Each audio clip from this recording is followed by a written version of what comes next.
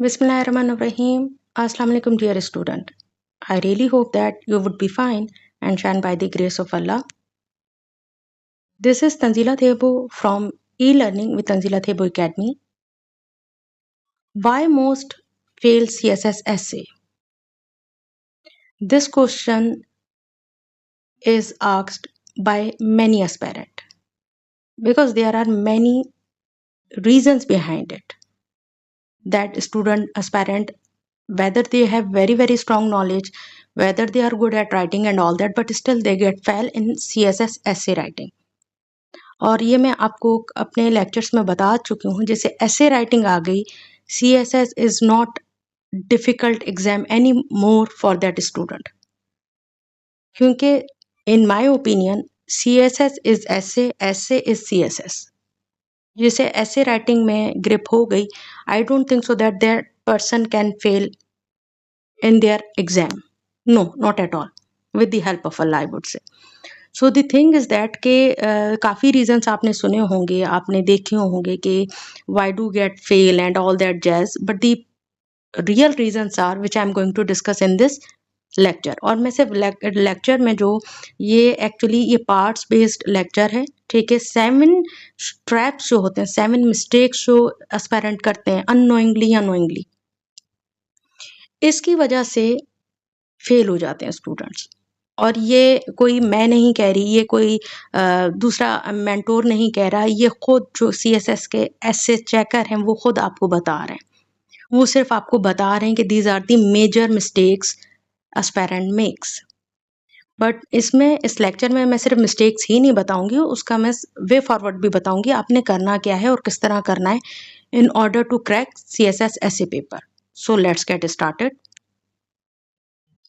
First of all, this is the outline of today's lecture. These 7 mistakes cost you low marks in the CSS essay paper. अब ये basically 7 mistakes हैं, but इसको मैंने divide किया है short lectures में. तो मिस्टेक्स तो मैं आपको बताऊंगी, उसके साथ आपको वे फॉरवर्ड भी दूंगी. तो while doing practice of your essay writing make sure कि आप ये मिस्टेक्स ना करें, right. So very first mistake is that poor essay structure. अब देखिए पुअर ऐसे स्ट्रक्चर क्या होता है, बच्चे कहते हैं कि we know ma'am, we know the structure of essay, ठीक है, you know that, but the point is that no clear introduction, body and conclusion. देखिए ये 3 पार्ट आपको सबको पता होते हैं जब तैयारी कर रहे होते हैं आप ऐसे की, ठीक है ना. आपको पता है कि इंट्रोडक्शन होता है, बॉडी होती है, कंक्लूजन होता है, right. But the point is that इसको भी क्लियरिटी इसमें होनी चाहिए. This is very important. अगर आप इंट्रोडक्शन लिख रहे हैं, वो किस तरीके से लिखना चाहिए वो तो मैं ऐसे सीरीज में समझाती हूँ, अभी मैं इसमें नहीं समझाने लगी. But what I am telling you is that introduction आप लिखें तो वो प्रॉपरली लिखें, ठीक है. फिर जो बॉडी होती है विच इज़ वेरी इंपॉर्टेंट. अब क्या होता है, बच्चे अक्सर क्या करते हैं, आउटलाइन बहुत अच्छी बना लेते हैं, they make very brilliant outline. But जब चेकर क्या करता है, उसको एक अच्छी कैची आउटलाइन में एक उसको स्टांस उसको अच्छा लगता है, जब वो आगे चेक करता है पैराग्राफिंग में, बॉडी में, तो वो मिसिंग होता है. सो this is the very big mistake you make, I must say. आपको हमें क्या लगता है कि जो चेकर है बस वो ऐसे चेक कर देगा, ऐसा नहीं होता, ठीक है ना. वो जो अच्छी चीज आपने लिखी होती है वो प्रूफ के साथ अंदर देखना चाहता है कि इज इट रिटन इनसाइड और नॉट. सो मेक श्योर जो आप आउटलाइन में लिखें वो आप अपनी बॉडी पैराग्राफिंग में होना चाहिए, ठीक है. और कंक्लूजन, अब देखें होता क्या है कि कुछ स्टूडेंट्स के पास they are very good at knowledge and all that, they have very great ideas, but होता क्या, वो टाइम मैनेजमेंट नहीं कर पाते. इंट्रोडक्शन लिख दिया, बॉडी लिख दी, कंक्लूजन छोड़ दिया. So this is also the reason of failure. तो मेक श्योर ये चीज़ें ना हो. और दूसरा है जो बहुत इंपॉर्टेंट उन्होंने हाईलाइट करके बताया, random flow of ideas. Again वही बात है, इस चीज़ को आपने बहुत लाजमी समझना है. आइडियाज़ ऐसा नहीं कि बस आपने मेंशन कर देने हैं, उसके साथ साथ आपकी जो ऑर्डर होता है आपके आइडियाज़ का, डिसऑर्गेनाइज नहीं होना चाहिए. अब वो डिसऑर्गेनाइज कैसे, एग्जांपल मैं आपको लेट सपोज देती हूँ कि करप्शन इन पाकिस्तान, इतना सिंपल आता तो नहीं है बट लेट सपोज, तो उसके आप रीज़न लिख रहे हो, फैक्टर लिख रहे हो, तो फैक्टर्स में आपने सबसे पहले लिख दिया lack of education and awareness. What's that. सबसे इम्पॉर्टेंट जो टॉप पर होना चाहिए वो होना चाहिए weak rule of law and accountability. Getting my point.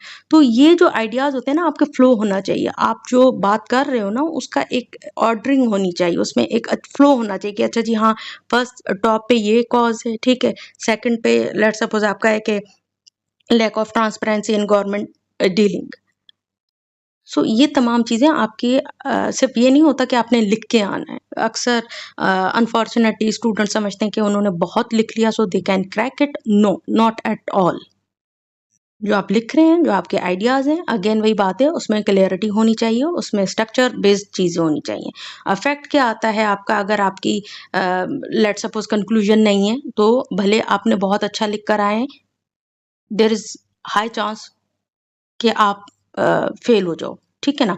इसी तरह आइडियाज़ क्लैरिटी नहीं होगी, उसमें क्या होगा, वो जो इफ़ेक्ट होगा वो कोहेरेंस और रीडेबल नहीं होगा वो समझ ही नहीं आएगा आप कहाँ की बात कहाँ लेके जा रहे हैं। सो मेक श्योर पुअर ऐसे स्ट्रक्चर पे आपने काम करना है। अगर आपको डेफिनेटली पता है कि इंट्रोडक्शन होता है तो वो कैसे लिखा जाता है, दिस इज़ वेरी इंपॉर्टेंट। ये भी आपको ज़हन में होना चाहिए। So the thing is that learn to structure your essay into 3 main parts. ये नहीं कि हम बस अच्छे से लिख आएँ तो that's okay, that's not okay at all. So make sure कीजिएगा अपने स्ट्रक्चर को अच्छे तरीके से।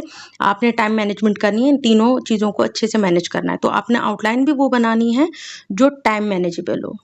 आपने ऐसे को उस तरीके से लेके चलना है। Each body paragraph should have a single clear point. ये चीज़ बहुत इंपॉर्टेंट है। देखें, ऐसे writing, paragraph writing and free writing, ये आपको डिफरेंस पता होना चाहिए। डिफरेंस इन अ सेंस कि देखें, ऐसे तो paragraph itself is a mini ऐसे। जैसे पैराग्राफ राइटिंग आ गई, मैं अपने सीएसएस लेक्चर की जो सीरीज़ है, मैं इस पे बहुत काम करवाती हूँ। रीज़न है कि अगर आपको पैराग्राफ राइटिंग आ गई ना, you can be a master of writing, mark my words. क्योंकि paragraph itself is a very big challenge. तो उसमें one idea, one like one paragraph, one idea, that's it. आपने तो उसमें उसमें और एडिशन नहीं करनी, ये बड़ा ब्लंडर होता है। तो वाइल चेकिंग, एग्जामिनर इस चीज़ को बहुत करीब से देखता है कि जो आपका पैराग्राफ राइटिंग है, हाउ इज इट, इसमें एक ही आइडिया डिस्कस किया गया या अपनी मर्जी से आपने 2-3 और कर दिए हैं, which is not called paragraph writing, it is called free writing. So make sure you are should be good at paragraph writing, ठीक है ना? अच्छा, जो लास्ट पॉइंट है हमारे पास which is very very important, ठीक है, पुअर स्ट्रक्चर में ये चीज़ें हमने डिस्कस की कि भाई इंट्रोडक्शन होना चाहिए आपका, बॉडी, कंक्लूजन, टाइम मैनेजमेंट के साथ, पैराग्राफ राइटिंग भी आपकी क्लियर आइडियाज़ के साथ होनी चाहिए, ठीक है।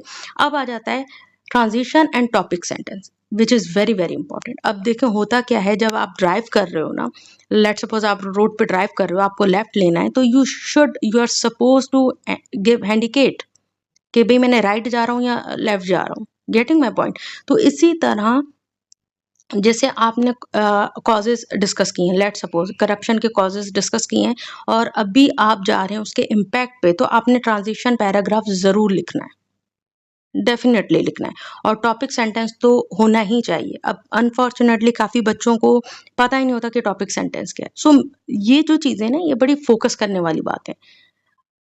व्हाइल लर्निंग ऐसे हमारा सारा फोकस होता है नॉलेज पर, ठीक है, बस हमें नॉलेज मिल जाए कहीं से, सर हमारे पास या मैम हमारे पास नॉलेज नहीं है, that's why we are not able to write. No, it's not, everybody has a knowledge. कोशिश करें आपकी नॉलेज में क्लियरिटी हो। जब क्लियरिटी होगी ना, इट्स नेचुरल, आपकी राइटिंग में क्लियरिटी आएगी। जब आप ही कंफ्यूज होंगे, आपके आइडियाज कंफ्यूज होंगे, तो आपकी राइटिंग में भी वो क्लियरिटी नहीं आएगी। क्योंकि अक्सर बच्चे कहते हैं ma'am how to improve written expression. Again I would say, जब आपके आइडियाज में क्लियरिटी होगी, आपका नेचुरली रिटन एक्सप्रेशन भी अच्छा हो जाएगा। Naturally, it goes without saying. Getting my point? So the second mistake is very important, no clear stance और आर्गुमेंट। अब देखें, जब भी आप ऐसे की बात कर रहे हो ना, जब भी हम ऐसे की बात करते हैं, उसमें एक चीज ध्यान में रखिएगा, clarity. This is very very very important. और जिसको ये क्लियरिटी होती है ना, वो ऐसे बहुत अच्छे मार्क्स से ले जाता है। अब देखें, कोई स्टांस आपने लेना है, ठीक है ना? स्टांस क्या होता है? ये आपकी थीसिस स्टेटमेंट है बेसिकली। और थीसिस स्टेटमेंट का कोई मैं वो नहीं देती कि detailed definition, no, you are yes और no, that's it. This is your stance. For example, जैसे ग्लोबल वार्मिंग मिथ और reality. It's reality, that's it, it's your stance.